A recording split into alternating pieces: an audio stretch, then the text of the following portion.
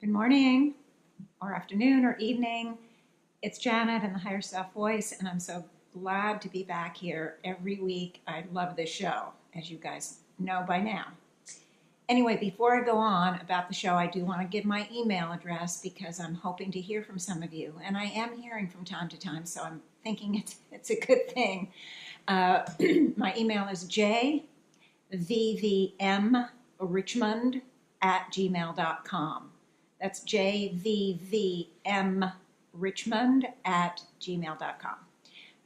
Please contact me. Questions, comments, suggestions, freakouts, whatever you feel you want to communicate, and I will get back to you. It might be something I'll share on the show or not. It doesn't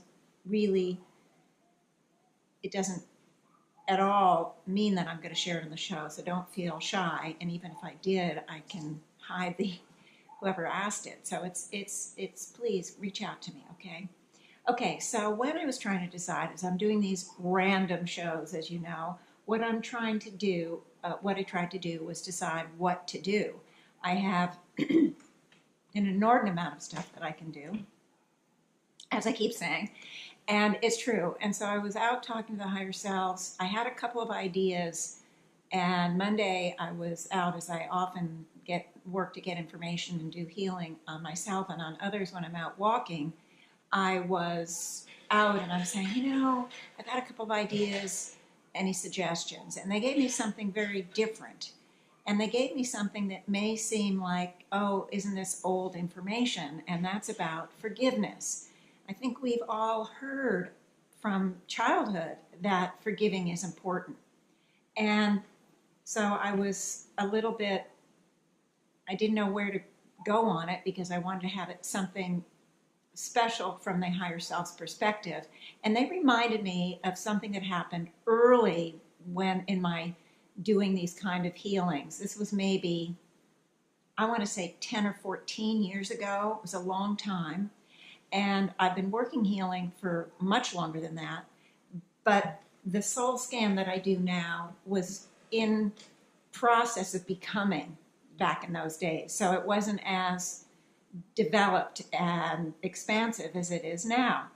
But in any case, I had a friend, it was a good friend, but not a close friend. And he was in construction, and one day he just burst out confiding in me about something. And this is the story I want to tell you to lead into the higher self information. Excuse me. He told me that he had a very heavy-duty lawsuit going on against him. And then he gave me the background. And I'm going to have to give you guys some of the background so you'll understand the point of the story. He was being sued by his ex-wife's family. His ex-wife had died. And his ex-wife's family was suing him for custody of the children and for their home.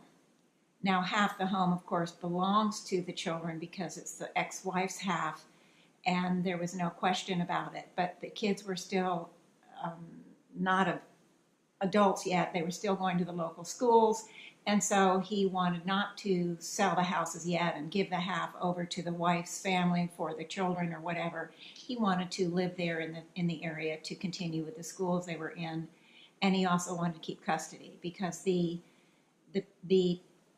parents of his ex-wife were suing him for custody of the children as well, which meant because they lived in another country, the children would be moving to another country to be with the parents. So this was very, very difficult for him, and this is what he explained happened. I'm like, how did that situation all come to about? I mean, how did it come about? What happened? And he explained that, and I knew this about him, so it wasn't news, but he kind of owns it. He says, I'm not someone who can talk about my emotions. I'm just not someone who opens up. I don't think I've ever told my wife I love her. I don't speak in those, I don't emotionalize things, and yet in all my actions, I show the love. And he said, our marriage was great It was great. We had 2 kids. We built a life for ourselves here in this country. We were very happy. We were very happy together. We had a very good marriage. And then my wife got breast cancer. She was able to deal with my inability to share on the emotional level. She was able to deal with it when things were all good. But when she got cancer, she needed emotional support. We all understand that, don't we? So what did she do? She reached out to a group. Now, this was before meetups. It was before a lot, the internet really had gotten started. I don't even know. Yeah, I guess it had been around, but I don't know that there was Google at that point.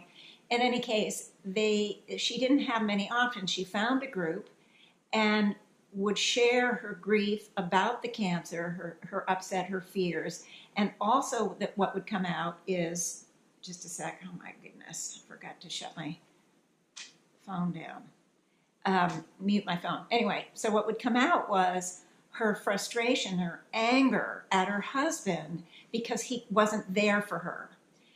At least he couldn't be there for her because of the kind of man he was. He did the best he could, but she felt unsupported emotionally. And she shares this with the group. Well, the group, over time, hears her rage, hears her frustrations, hears her anger, and decides that it's the husband, my friend, that caused the cancer. They convince her that he caused it, and if she wants to get better, she needs to divorce him. So that's what happened. While she's in the stages of dying from the cancer, she divorces him. She gives him divorce papers. She doesn't allow him to see her in the hospital.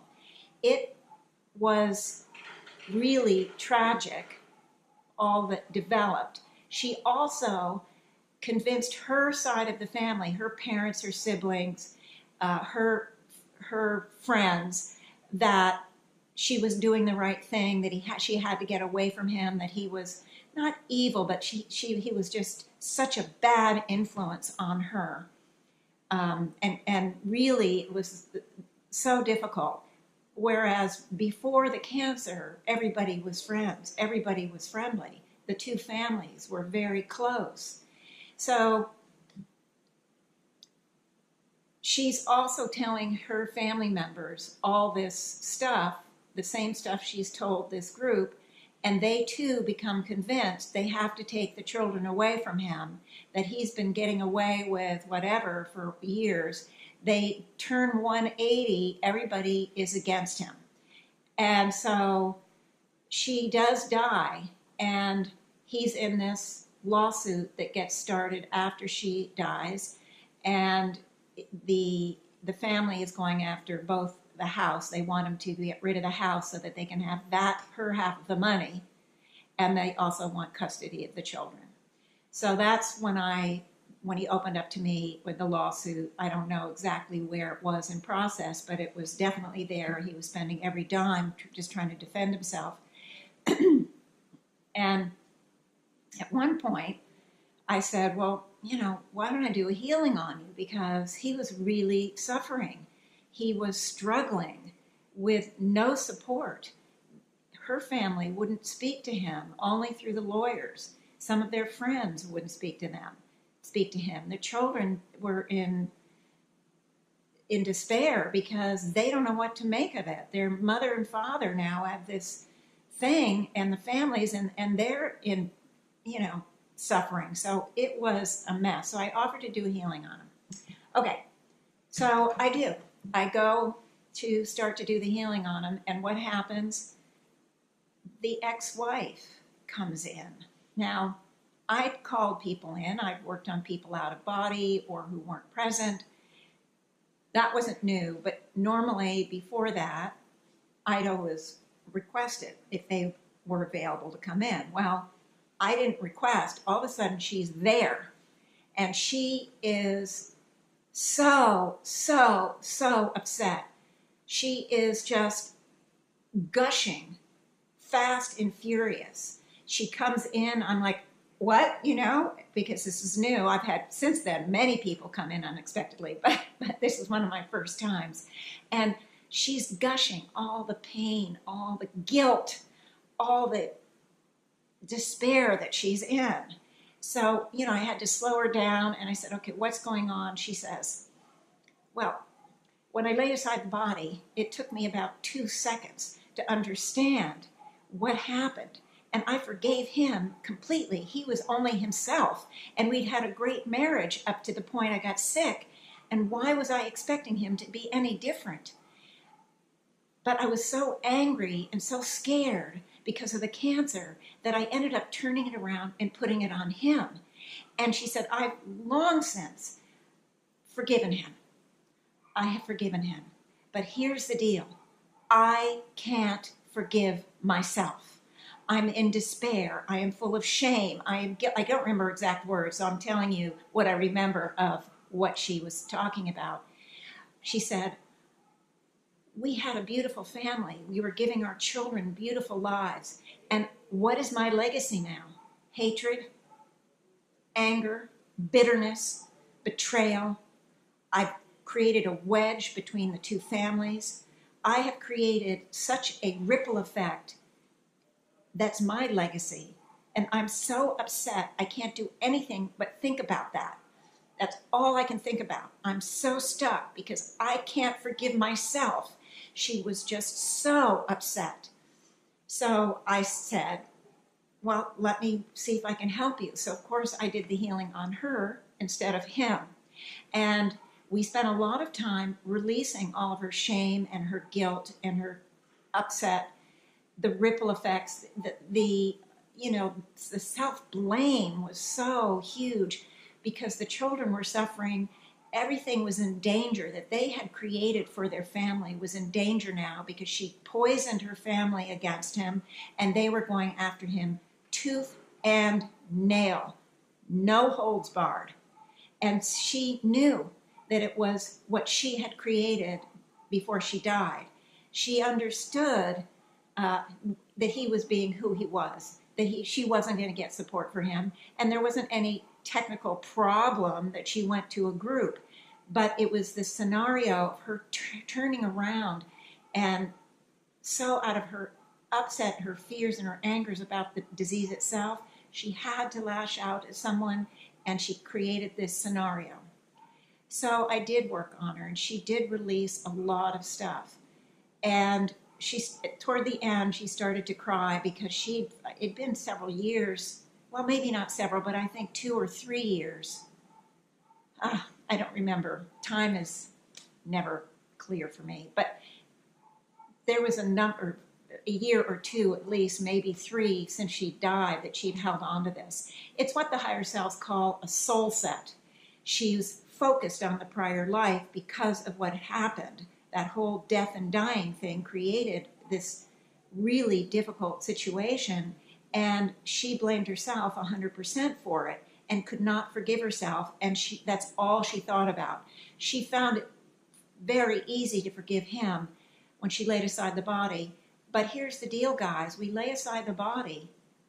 We take with us all those energetics.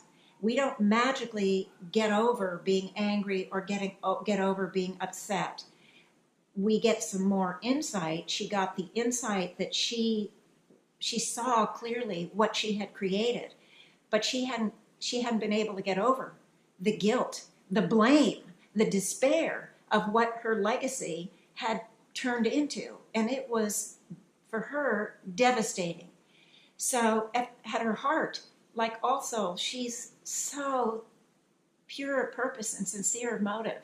She has that beauty inside her, but it was all the scenarios and the emotions and the fears that just distorted everything. And when she moved across in the other side of the veil, she saw that, and it moved her into this state of guilt, shame, despair. I'm sorry, we have some workmen here, so you're going to hear noise from time to time. We also have a dog that barks all the time. He's next door. I don't have any say over it, but it does break my heart because I do hear it a lot. Anyway, So I did work on her. At the end, she was crying because she had some relief. She felt a lot better. And so she said to me, and I was just so glad that she'd come in. She said to me, is there a way that I can tell my husband that I forgive him? I want him to know, because I know he's carrying such a burden, and he blames himself too for him not being the kind of man that I needed at that point in time. So I want to talk with him.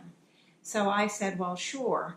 And I said, I'll have him call you in, which is what I did. I went to him and I said, look, here's the deal. I told him the story, and I said, she wants to tell you herself, and I want you to just call her in, and you can imagine her sitting in the seat next to you in the car or on the couch or something like that, and just talk to her, tell her how you feel, because I know you don't blame her either. He never blamed her.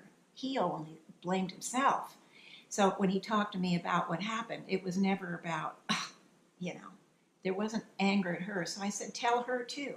That's going to help her. She's on the road to self-forgiveness, but she still has a ways to go.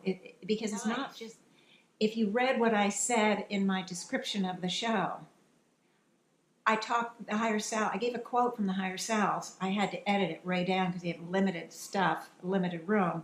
But still, the heart of the quote is there. And they said, we go through these experiences, we misunderstand, and then we take them forward lifetime after lifetime and build on them. So her experience in this life isn't the only one she doesn't forgive herself for. So she's going to go through a process of forgiving herself, of taking off the layers of self-blame and guilt and shame. That's what happens. And I told him, I said, if you speak to her, it will help her too in her process to forgive herself, and maybe for you to forgive yourself. So next thing I heard, he told me a couple days later that he did call her in that day, and he said, but I couldn't hear her, so I just figured, she wasn't there, or I don't know how to do it, and I stopped. So I said, well, it takes a little practice to hear at that level, but if you called her in, and she will be there, she's waiting for the call, she was there, she wants to hear from you, and she will tell you how she feels. You may not be able to hear it at the ear level, but you'll be able to hear it in another way. You'll take it in. So he says, oh. So he did try it again a few more times, but, he didn't hear anything. He didn't sense anything, so he doesn't know what to tell me. But he just said he did try it a few more times. In any case, I know he did get to keep the house. The children were there, and when they finished, when the youngest one got through high school and went off to college, he did sell the house. He's now moved out of state. He's continued his life, and it did work out all right. I don't know how she went, because she's never returned to me, and I've never had an occasion to call her in, but she was on her way to forgiving herself. So what I want to say is that when you don't forgive yourself, you get stuck. She was really clearly stuck. She'd moved over to the human kingdom heavens, but that was all that she could think about. How terrible a legacy she'd left, how she'd hurt so many people she loved. And her intention was not that. Her intention, it just came out of the fear and the anger at life giving her this disease. And she just had to lash out at someone. And so, but she's stuck. When we don't forgive ourselves, we're stuck. And think about how much, many times in this life, things have happened to us. Maybe it's our parents, maybe it's a sibling, maybe it's a coworker who we think stabbed us in the back. Think about how many times we've been upset or angry with someone, and we're still holding the grudge. We're still somewhere in there also feeling like we had something to do with it. Maybe it was that time where I was totally engrossed in something, and my coworker was trying to be friendly with me, and I just kept, pushing her away. And she probably did that because she thought I was being mean or that I didn't like her and she was getting back at me. So even though something happens, even though we on some level blame the other, there's almost always a self-blame going on too.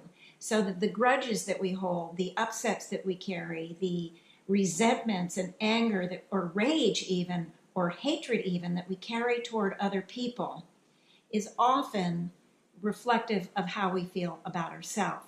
We take responsibility on some level. As long as we're blaming them and making it their responsibility, we don't have to look at the part where we're blaming ourselves. We keep deflecting that kind of inner awareness. And everybody does it. There's nothing wrong, but we just have a hard time looking at these patterns. So I want to encourage everyone, and I'm going to quickly run through a short little exercise or an approach for you guys to use on this.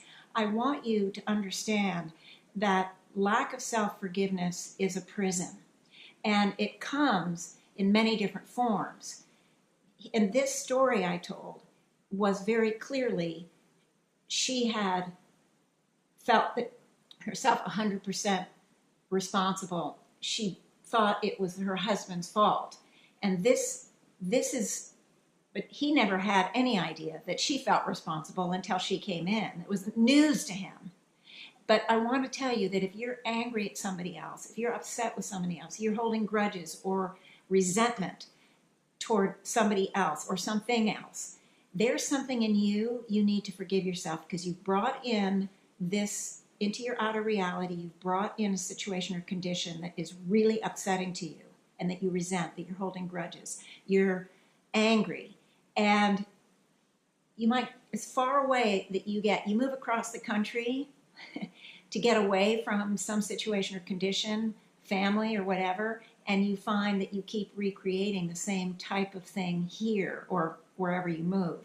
Because when we move, we don't move away from the energetics we carry. What we need to do, guys, is we need to neutralize, we need to dissolve, clear all of those energetics, not just from this life, but from every life, known and unknown. We don't have to know what all the situations and conditions were. And not only that, we won't know. There's no way. And the higher selves in that quote were really clear. If you seek and search to try to figure out, oh, well, what happened here and what happened there, and whose responsibility is this, and who, what happens is we're just empowering what we're trying to let go of. You just need to look in your outer reality and you say, I have some really deep guilt coming up about X, Y, or Z, some situation or some condition. Maybe a parent died, and the last time you spoke to them, you were really angry. You're going to carry guilt maybe about that.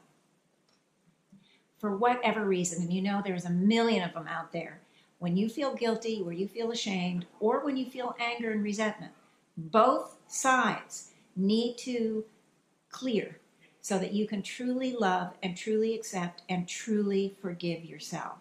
So what I'm trying to say is, don't we get sometimes really bummed when somebody says, well, just forgive yourself. Just forgive the other person. What's the big deal? Because for them, that situation or scenario isn't personal. It isn't a personal issue for them. They are well-meaning, and they are speaking something that we all know, that forgiveness is important. So they're just reminding you in a well-meaning way. But boy, sometimes it's really difficult to get rid of the guilt or the shame or the anger or the resentment, whatever is in play, the blame. So here, the ex-wife moved about as far away as she could from her ex-husband. She lay aside the body and moved to the other side of the veil. She still couldn't forgive herself. These issues are deep. So what I want each of you to understand is we want to work on this pattern, these problems, from two sides. One, we do the amalgamation. Remember, become one with that pure soul essence we carry.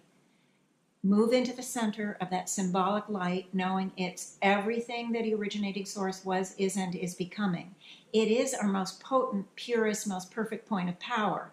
This is what does the work. This is what does it. And by focusing on it, guys, we invite it in. Okay? It's already there, but we activate it. We say, okay, you can work in my free will arena here. So I want you to become one with the pure soul essence. You can sense it. You can imagine it. You can say the words, I am my pure soul essence. Just see, feel, sense, experience the light surrounding the totality of who you are. Then say, I am my higher selves. See, sense, imagine becoming one with that high evolutionary frequency that you carry within. Become one with that. Then I am the originating source of all there is. We already are, but when we say it consciously, we are consciously again inviting the energies in at the very highest level that we can take in at this moment in time. So we're in this amalgamated state, and I want you just to begin to let go of guilt, shame, anger, resentment, grudges, and anything around that that comes up for you. Maybe you have a specific incident, like you're blaming yourself for being the cause of something, that it's your fault. I want all those kind of, that anything that comes up in your mind to let go of. And you start letting go of guilt, and maybe you go, wait, it's way more than guilt. I'm so ashamed of myself. I feel like I'm the worst person in the world. So start letting go of lack of self-worth, the beliefs that you're a bad person, the beliefs that, you're evil or you're the root of all, problems. If for everyone surrounding you, whatever comes, I'm sorry about my eye, I've got something in my eye. Whatever is causing you that guilt, that shame, I want you to let all of that go. And I want you to let go as much as you can the anger and the blame of somebody else or a situation or a condition that is bothering you, because that is also important. And all the blame, at first you may not see that there's any blame there. You may just see that it's their fault. But I think as you keep releasing it, you're going to start to get inklings of elements where maybe you had something to do with it, or you believe you had something to do with it. That's your perception. And once you start to let go of the anger and the blame of the other person, you're more able to look and see, okay, was I ever a part of it, or what did I misunderstand? How did I misinterpret things? Where did I not see? Where was I not seen? Anything like that. Let that all go. Those are all beliefs. They're all misunderstandings, misinterpretations, miscommunications, all of that. And we have taken so much of that on and distorted it to find ourselves lacking, worthless, valueless. And same with the other people. They're lacking. They're the problem. And it's just this, the whole blame game gets going to the other person and to ourselves. And so I want you to let go of all of that. But in addition to letting go of a lot of things, it's important to use the energies, the divine energies, to help heal you. It isn't enough to just say, oh, I forgive a person, because those are words, okay? It is not healing you at the deepest level. Saying the words can maybe get us used to the concept, I forgive so-and-so. But remember, it's more than just so-and-so. It's anybody in your lives that you have absolutely, you feel you've taken, it's your fault, you're worthless, or it's somebody that you're blaming is worthless. So I want you to call in the two divine energies of divine love and divine forgiveness. And what those divine energies do, they're that powerhouse. You activate them. You already have them, but I want you to activate them and focus on them and feel that divine loving energy being generated from the heart center, your own heart center, and it's moving up out of the top of your head and creating like a fountain of pure divine love, higher heart consciousness at the highest level, and you're bathing in it. I also want you to do the same thing with divine forgiveness. Feel it, sense it, empower it, activate it from your heart center. It is a divine energy. You don't have to feel forgiveness. We're activating the divine energy that you carry. So you may be activating it and you don't feel forgiveness yet. That's okay. You're activating it from the pure soul essence. You want the divine forgiveness to come up and come out the top of your head, just like the love, and create the fountain. So you have both energies in that fountain and you're bathing in it. And what does it do? It goes in through and around you, and it seeks and searches for those areas that you're carrying at the energetic level that do not match it. And it helps you with the release process. It helps you to neutralize and dissolve the feelings, the thoughts, the belief systems, the misunderstandings, the misconceptions, all the blames to yourself and others, all the stuck places that have kept you in this place of lack of self-forgiveness. And it is going to help you move in a natural way to forgiving yourself. It's not about forcing yourself. I have to forgive myself. I have to forgive so-and-so or so-and-so. It isn't about forcing. If you do the two processes, the releasing and bathing in those divine energies, you're going to find that your emotional responses to these things are going to get less and less. You're going to lighten that burden, that load, that despair, whatever it is that you're carrying, because you don't forgive yourself. And it's not just about other people. We can also forgive ourselves and need to forgive ourselves for our financial issues, whatever problems we're having. If we have financial issues, we can forgive ourselves for that. We have to forgive ourselves for the totality of who we are. I don't mean to say we have to. That's the hope. That is the really deep healing that allows us to also properly love ourselves. So forgiveness and proper self-forgiveness and proper self-love are absolutely go hand in hand, and they are going to help us give birth to ourselves at a much higher, more joyous, more fulfilled manner. So we're going to forgive ourselves for the financial difficulties, or maybe we're having problems at the work, or maybe we're having problems in relationships, maybe we're having problems with our career or with our creative gifts and talents, whatever. We want to forgive ourselves, and it's going to be mostly unknown. We don't know what we don't forgive ourselves for, because how many lives have we had? Eons. So when you do the releases, please understand you always want to say known and unknown, understanding that sometimes knowing only makes us empower it more. So we want to just let go of all the pieces. It's complex. It is so highly complex and so highly individualized. What's true for me is not true for the next person or the next person or the next billion people. We've all gone through a completely huge journey. So that's it. That's basically why it's so important to forgive, because it holds us stuck. It holds us where none of us want to go. Even if you feel in this life that you don't carry grudges and resentment, that you've come at peace with yourself and other people, that's fantastic. But please still do the exercise, because you have had eons of lives where you have had things like that you have blamed yourself and you have shame and guilt. Remember, I think I pretty much told you that I used to think I didn't have any shame because I had a friend who had so much shame. I looked like her, so I thought I didn't have it. Well, of course, I did. And as I went my journey, I discovered shame everywhere. It just looked different. So go ahead and do the exercise anyway, because we're trying to get, part of the awakening is to get all of these lifetimes of energetics that are carried at that conglomerate soul level. We're trying to clean them all out. It's the soul-mind detox. It is moving quickly with the evolutionary thrust.